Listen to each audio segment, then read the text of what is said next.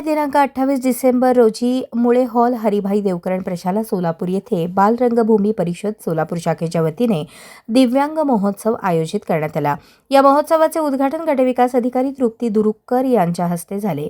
यावेळी या महोत्सवाचे अध्यक्ष शशीभूषण येलगुलवार, नॅपचे पदाधिकारी अंकुश कदम, किशोर देशपांडे, बालरंगभूमी परिषदेच्या अध्यक्षा सीमा येलगुलवार, उपाध्यक्ष गोवर्धन कमटम, खंडू शिंदे, प्रमुख कार्यवाह अर्चना अडसूळ, सहकार्यवाह संजय सावंत, मच्छिंद्र सप्ताळे, सुमिती फुलमांबडी, ज्योतिबा काटे, प्रशांत देशपांडे, विठ्ठल बडगंची, रामचंद्र कुलकर्णी यांची प्रमुख उपस्थिती होती।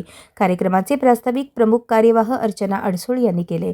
यामध्ये बालरंगभूमी परिषदेच्या कार्याचा आढावा घेण्यात आला।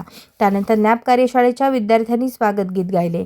कार्यक्रमाचे प्रमुख पाहुणे गटविकास अधिकारी यांनी बालरंगभूमीच्या कार्याबद्दल कौतुक केले।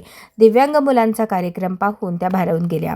त्यांच्याशी हितगुज साधत दिव्यांग संघासोबत फोटोही काढला। या महोत्सवात कोळीवाड्याची शान, यल्लम्मा यल्लम्मा, रडू नको बाळा, आम्ही जातीचे शेतकरी अशा विविध विषयांवर आधारित एकापेक्षा एक नृत्यकला, नाट्य, गायन, वादन आदी आविष्कार दिव्यांगांनी सादर केले। कार्यक्रमाचे सूत्रसंचालन असलम नुराणी यांनी केले तर आभार प्रदर्शन संजय सावंत यांनी केले। कार्यक्रम यशस्वी करण्यासाठी रामचंद्र कुलकर्णी, राजू रंगम, किरण फडके, हिरालाल धुळम, डॉक्टर माधुरी भोसले, तेजस्विनी श्रीरेखम, अनुराधा बनसोडे, सौरभ शिंगाडे, संगीता गायकवाड, विशाल शिंदे यांनी विशेष परिश्रम घेतले।